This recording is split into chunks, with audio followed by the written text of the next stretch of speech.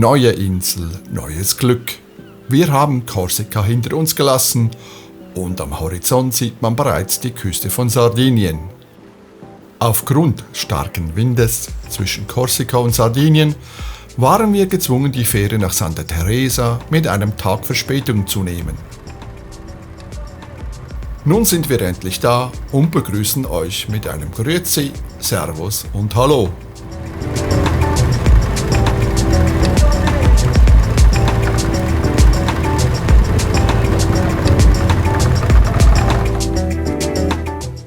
Im Verlauf der nächsten 14 Tagen möchten wir die Insel und seine Bewohner kennenlernen und hoffen dabei, einiges zu sehen und zu erleben. Von Santa Teresa aus geht es heute ins Landesinnere. Dort werden wir als erstes eine der zahlreichen Nuraghe besuchen. Anschließend geht es weiter zum Stausee von Liscia, wo einige uralte Olivenbäume stehen. Unsere erste Nacht werden wir bei guten Freunden im kleinen Küstendorf Valledoria verbringen.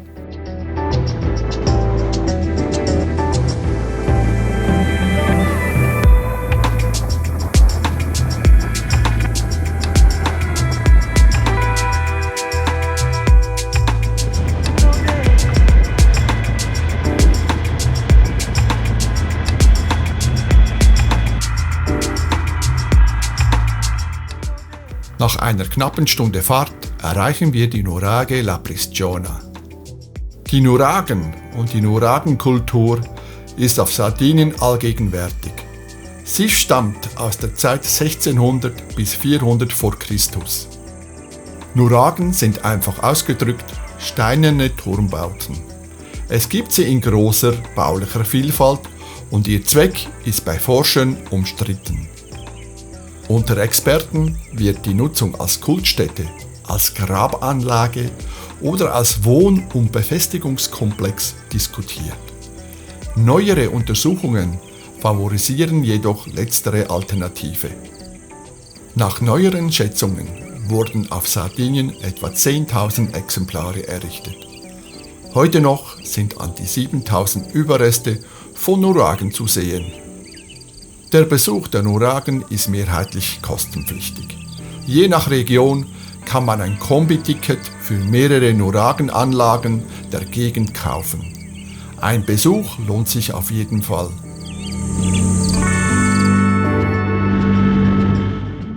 Nach dem interessanten archäologischen Ausflug nehmen wir die Straße unter die Räder. Eine nächste Attraktion wartet auf uns.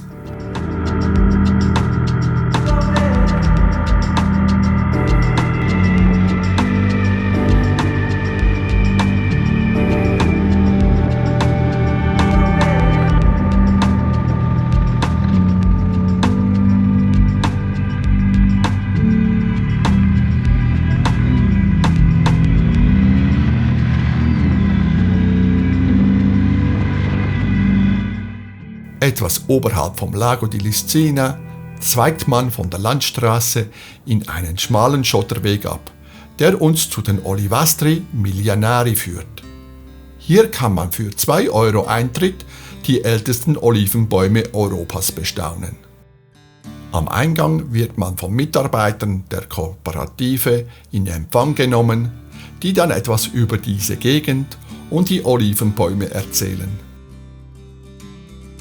Der große Patriarch gilt als der älteste 1000-jährige Olivenbaum in Europa und hat Experten zufolge durchaus 4000 Jahre auf dem Buckel. Seit dem Jahre 1991 sind die Bäume zum Naturdenkmal erklärt worden. Wir sind uns sicher, dass diese alten Olivenbäume über die Jahrtausende vielen Menschen aus vielen Epochen Schatten gespendet haben.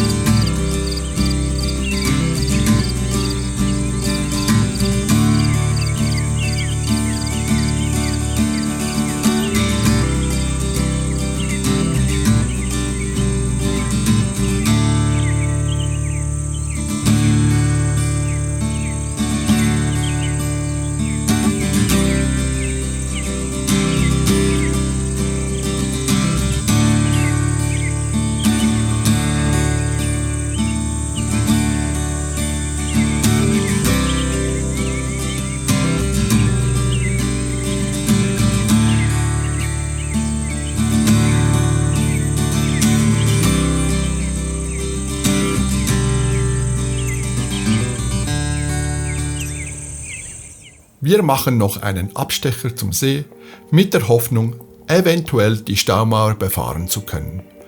Doch leider bestätigt sich mein Verdacht, den ich von der Planung her hatte.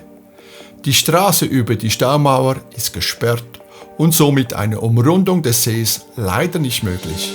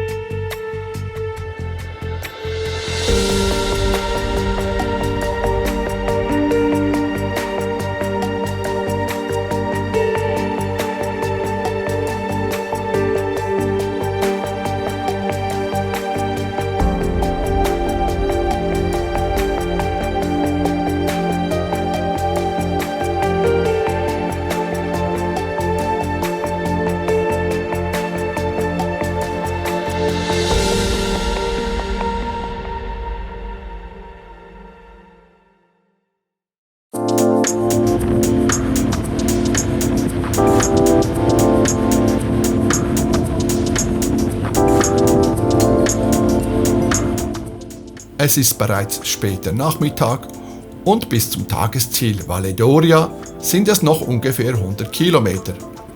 Also weiter geht's.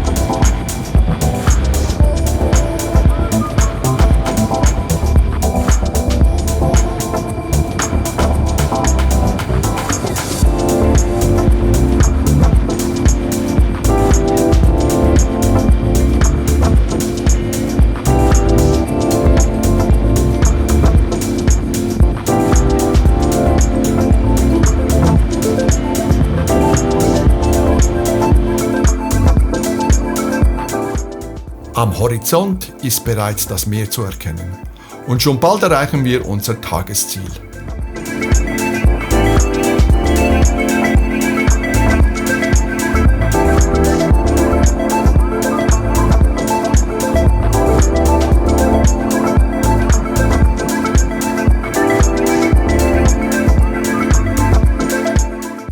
Nach einem kleinen Abstecher zum Strand von Valle d'Oria geht es ins Agriturismo von Casteld'Oria zum Abendessen.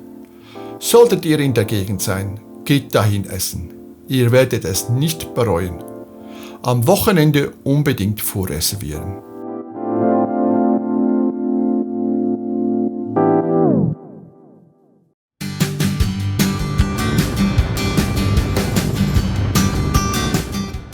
Gut ausgeschlafen nehmen wir unseren zweiten Tag auf Sardinien in Angriff. Da wir in Valle d'Oria 2 Nächte bleiben können, geht es heute ohne Gepäck auf eine kleinere Rundfahrt ins Landesinnere. Hauptziel der heutigen Tour ist das Gebirgsmassiv Monte Limbara, welches auf über 1350 Meter liegt und mit seinen beiden von weitem sichtbaren Gipfeln Punta Palistreri und Punta Saberita eine Sicht über ganz Nordsardinien erlaubt.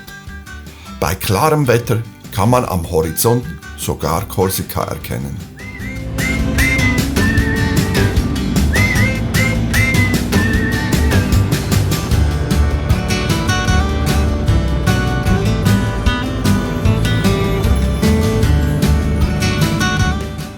Sardinien, aber vor allem das Dorf Orgosolo, sind für ihre Murales, also ihre Wandgemälde, bekannt. Aber auch viele andere Dörfer, wie hier in Nulvi, haben ihre eigene Murales.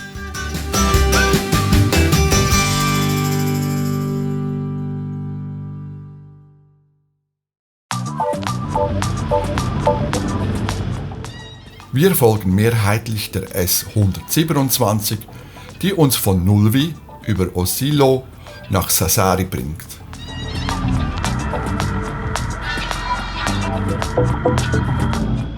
Nur wenige Kilometer von Sassari entfernt liegt hoch auf einem Hügel das mittelalterliche Dorf Osilo. Über dem Dorf thront das Castello dei Malsabina, eine Burg erbaut um das Jahre 1300 von einer toskanischen Familie gleichen Namens.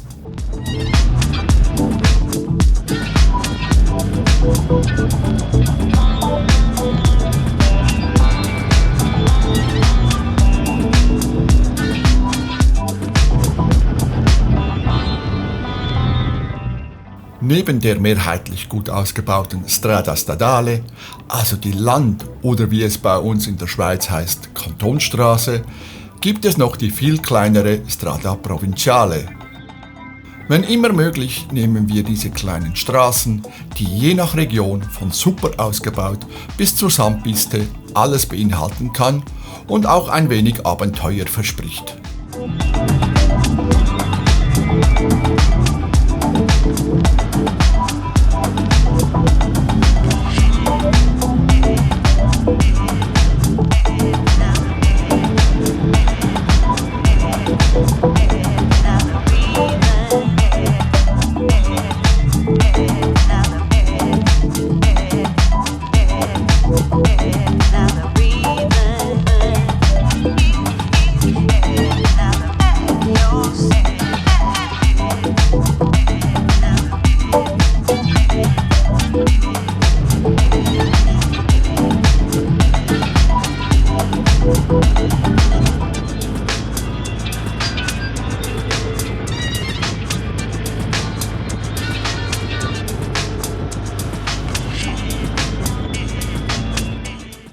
Der Stausee del Goguiñas entstand um 1927 mit dem Bau der 185 Meter hohen und 58 Meter breiten Staumauer.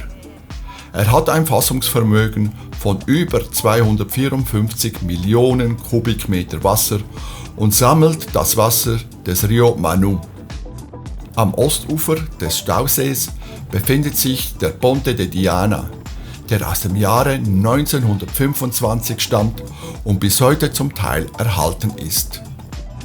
Südlich der Brücke, an deren Anfang, liegt auf einem Hügel die verlassene alte Villa del Ponte Diana, die früher dem Direktor des Stausees gehörte und heute verlassen ist. Also etwas für Lost Place Freunde.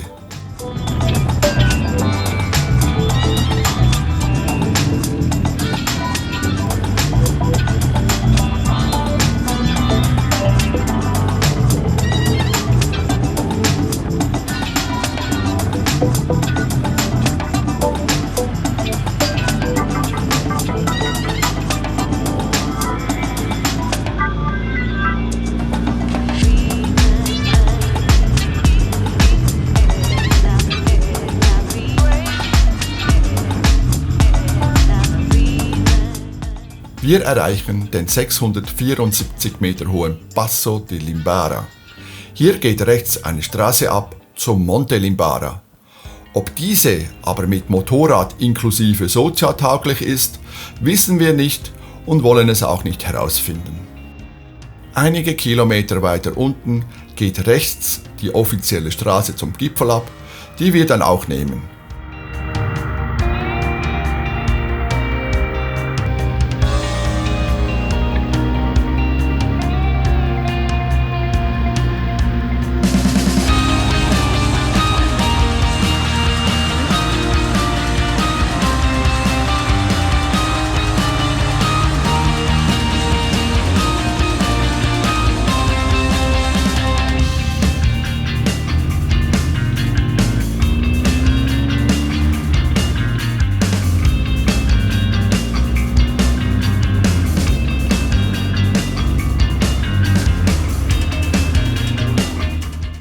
Wie bereits erwähnt, ist der Monte Limbara das höchste Gebirgsmassiv im Norden Sardiniens.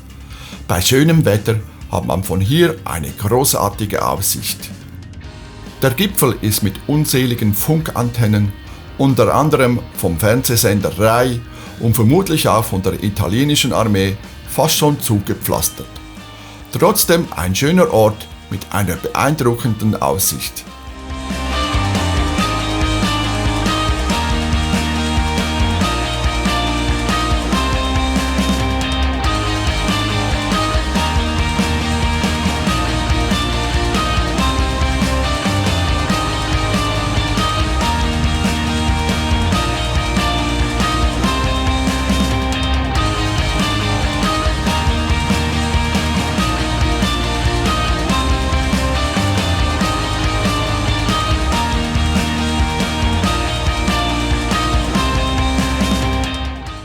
Auf der Rückfahrt biegen wir einen Kilometer unterhalb des Gipfels rechts auf einen kleinen Weg ab. Hier liegt die ehemalige NATO-Funkbasis, die 1966 erbaut und 1993 aufgegeben wurde. Sie war damals ein wichtiger Knotenpunkt der Funkkommunikation im Mittelmeer. Heute ist der Ort ein Lost Place, der unbedingt von uns erkundet werden muss.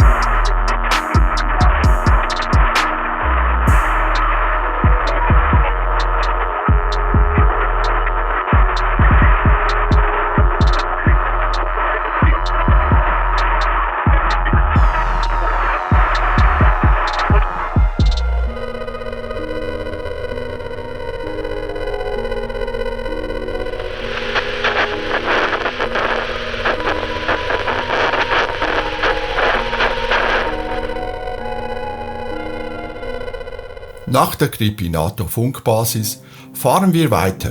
Auf halber Strecke runter ins Tal liegt etwas abseits der Straße ein kleiner Aussichtspunkt. Dort befindet sich auch ein kleiner Turm, der als Feuerwache für Waldbrände dient.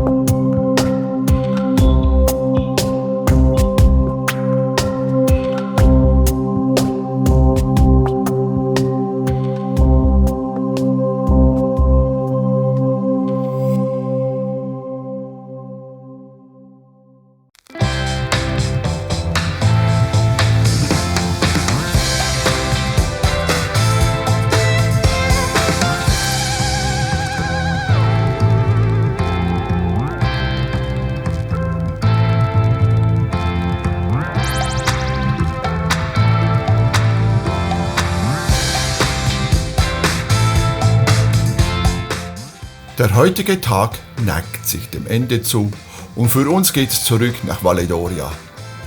Wenn ihr wissen wollt, wie es mit unserer Reise weitergeht, schaltet doch auch beim nächsten Teil ein. Es würde uns sehr freuen.